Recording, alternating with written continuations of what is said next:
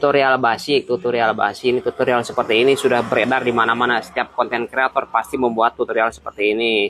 Nah, ini cara mengatasi kipas angin yang mati sama sekali, tidak hidup. Nah, dinyalakan, dicolokkan. Nah, ini tidak hidup ya. Nah, tidak bergerak, tidak bergerak, tidak bergerak. Nah, caranya gampang. Nih, diputus dulu. Kemudian untuk mas pion, nih kabel putih. Kabel putih.